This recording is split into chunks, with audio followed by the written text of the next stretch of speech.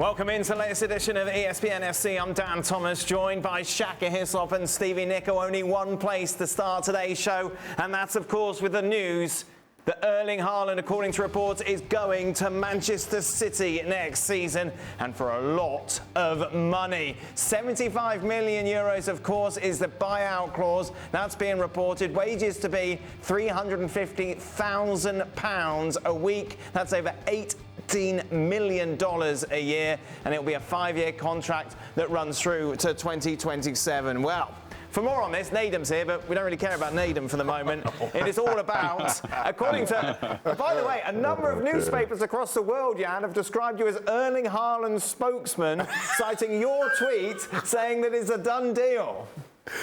Well, I guess I would take that as a compliment, but we all know that I'm not going after the breaking news. I'm the guy who'd make the analysis, Dan. You know that.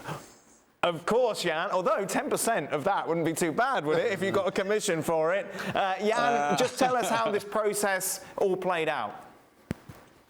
Well, I've said for weeks that there were 3 clubs going into the last part of the race, and Manchester City always was the favourite.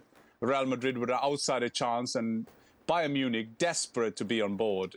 They tried to say they weren't. Oliver Kahn said that. Salahamidzic said it. But they were desperate. But the last couple of weeks has all been down to legal matters, it's been down to things like image rights and all that kind of thing. And last week, Real Madrid and Bayern Munich were told that, like we understand, that Manchester City will be the first choice. And now it seems that it will go to Manchester City.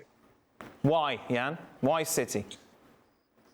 Well, if I will guess, I think that is a couple of different parts. I think that they started that Real Madrid. I mean, who can say no to Real Madrid? I would try to say that is the biggest club in the world. How can you say no to that? But I think with the prospect of Manchester City playing this year without a proper number 9 and Pep Guardiola and his project and so on, I don't think that a lot came into this that his dad played for Manchester City. That was an emotional thing that maybe wouldn't count against Manchester City, but I've seen how they work when they pick new clubs, as they did with Salzburg, as they did with Borussia Dortmund, and it's very, very professional, and they found out that there were more pluses than all other clubs. But I guess they will probably say, they haven't made any public announcement yet, but they will probably say that like they said with Manchester United when he went to Dortmund that time, there was not it was not a no to Manchester United, it was a yes to Dortmund. I guess we will get all those kind of quotes again. Oh, that's nice. Right decision? I think so. Yeah, if I was him, I would go to City. You know, as well as Real Madrid are doing in the Champions League and won the league, I honestly think there's still quite a gap between the two sides. Manchester City maybe need to sign a player. Real Madrid still need to sign 3 or 4 players. But Real Madrid's a bigger club, isn't it? Does that make any difference? Well, it depends if you're signing because it was your boyhood club or their history. But if you're signing from a professional point of view, in my opinion, you sign with Manchester City. They ain't going anywhere. Pep's going nowhere. They're going to be at least where they are now. So, yeah, I think Man City's the team to play for right now. Let's go live now, shall we, to Manchester City TV and get the reaction from them and Nedum Anua. Oh, hello. How are you doing? How are you doing, Dan? Firstly, you said, Real Madrid are a bigger club. Yes, they are. But, like, in the same breath, for so Man United. And if you had the choice to go between Man United and Man City, I'd imagine you say Man City. So let's just put that to bed, okay? That's a poor argument. Welcome back, but that's a poor argument. But for me personally, you know, in terms of seeing Haaland signing for City, I think it's exciting. I think it's exactly what a lot of City fans probably wanted to see. You know, because even though they've had success over the last 2 years without playing with a true recognised number 9, you know, they still hold very dearly those years with Sergio Aguero. So to be able to pick up one of the hottest prospects in world football and have him come to your club and understand how he can transform a side that's already very, very good, you know, it is very, very exciting. I think as well, you know, for myself and Janaga, like, we'll be talking about City an awful lot more now. So you're going to see a lot more of us. We're going to get a lot more work. So this is a great deal for everybody involved. And I think he's made the right decision, and I'm absolutely delighted about it. Thank you very much. Great deal for Nedum and his bank manager, Chak. Is it a problem, though, for the Premier League?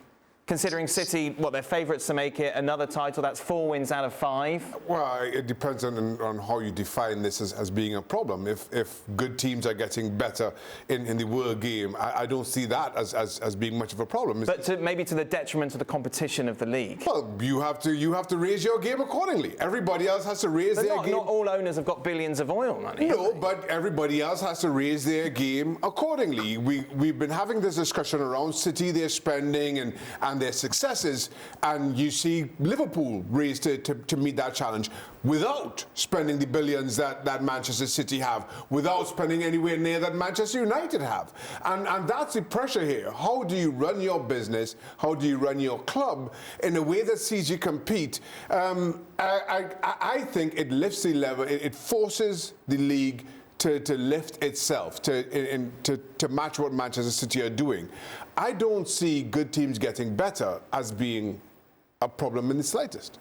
Yeah, and it's a problem for the Bundesliga, for example. Surely that Bayern keep winning year in, year out. Manchester City could be heading in that same direction. That's got to be a concern, isn't it? Just from a football fan's point of view who follow the Premier League.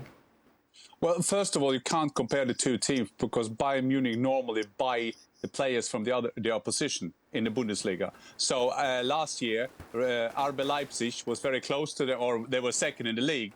They took Julian Nagelsmann, they took Upamecano, they took Sabitzer. So they made RB Leipzig weaker.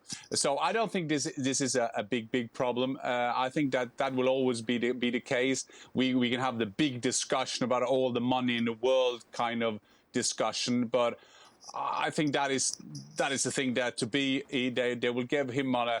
I'm not saying they're giving on a free, but if you compare it with some other players coming to English football, remember when he's finished with his contract, he's 25 or 26. So I mean, he can be sold again. So I think that is a part of the package as well, and something that people tend to forget when they're talking about him. And other players, I won't name them, but especially the number 9 at Chelsea, he will be over 30 when he's finished with his 5-year contract. So there are things that could be seen into.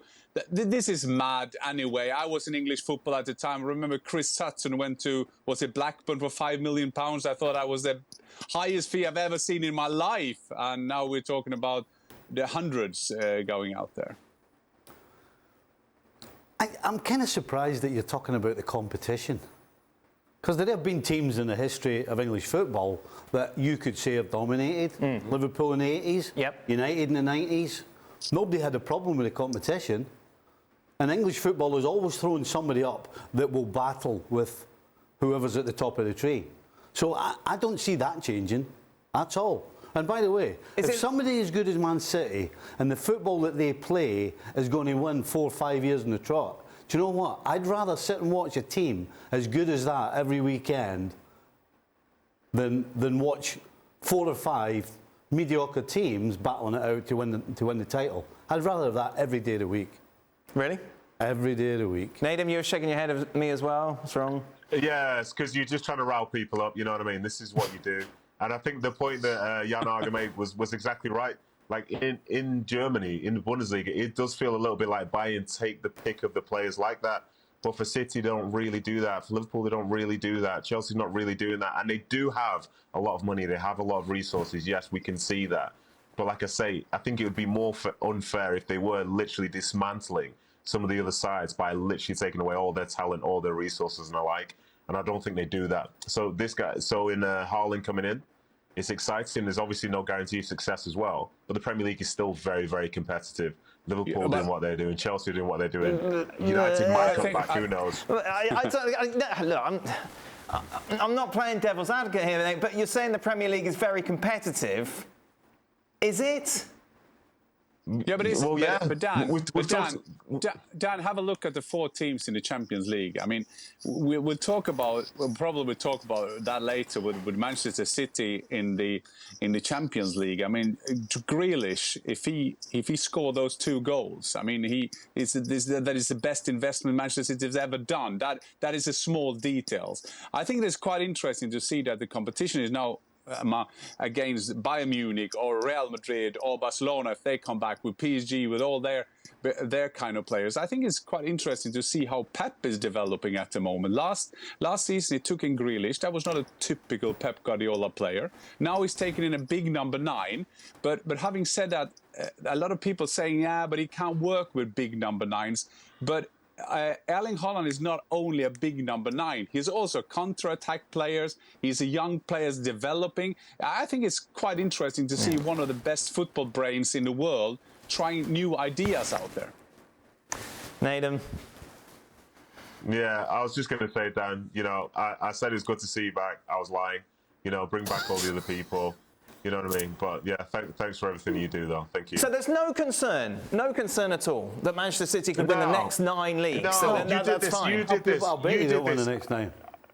I'll tell you that right now. I remember, Dan, you did this start of the season when there was talk that City were going to sign Kane and Grealish. You said the title's a foregone conclusion, and lo and behold, there's 3 points now separating 2 sides. And maybe it would have been 3 sides, but Chelsea fell off just at the turn of the year. Yeah, they didn't get Kane. That's why, Nedum. That's why it's 3 points. Yeah, obviously. Yeah, of course, yeah. But it's not competitive between, say, the top and the middle. But for how many years has it been the case that, like, the top 3 or 4 have just been miles ahead of everybody else anyway? And I think I agree with Stevie in terms of you'd rather see top quality at that end than, in my opinion, it was great for the Premier League that Leicester won the league title that season. But to see all the major powers underperform for a year, if you saw that every single year, the product itself probably wouldn't feel as good as it does right now, in my opinion. But maybe that's my City bias because it is City TV, isn't it? Well, let's take a look at your City TV starting 11 for the start of next season with Erling Haaland in it. How do you fit him into the team, Nedum? Well, you just slam him just straight through the middle. You know what I mean? It was quite easy to find a spot for him. But I think this is the thing with City. There were some players I could have put in a Gundogan in there, and the other 2 people playing out wide. You could have changed that. But I don't know, it's, forgetting Grealish as well, it's a tough call, but at the end of the day, I think as is the case of Liverpool this season and City, like you use the whole squad, everybody will play, some will play more than others. But even in a bad season for you where you don't think you've played a lot, you'll walk away and you've probably played 30, 40 games. But I think for me, this is the one which I think currently, if Haaland was to be put in, would have the most quality. But who's to say that won't change because inevitably the ebb and flow of the season causes that to happen.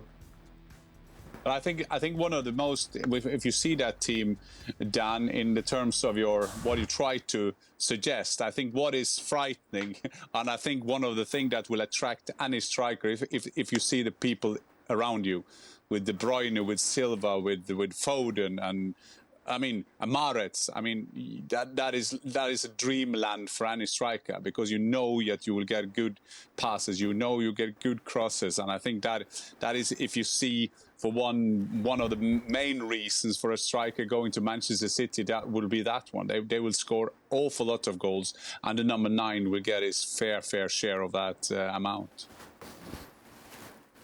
I bet Haaland can't wait. Of course he can't. The only thing he's guaranteed is chances. Listen, you can complain all you want defensively, but going forward, that 6 that was on that sheet of paper. Tell you what, Haaland's going to get 2 and 3 and 4 chances every game. And the way he finishes, he might score 2, 3 and 4 every game. But would you rather not see that? I don't know. I honestly, it would concern me going forward. 5 years we're sat here yet again, who will finish second?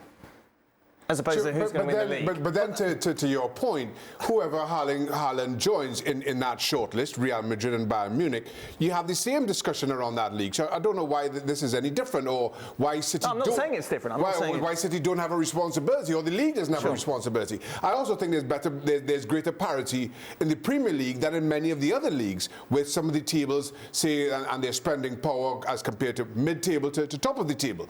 And of course, given City's dominance in the Premier League, given how much they spend, it's easy to forget, and I picked on Manchester United there, it's easy to forget Everton, how much money they've spent.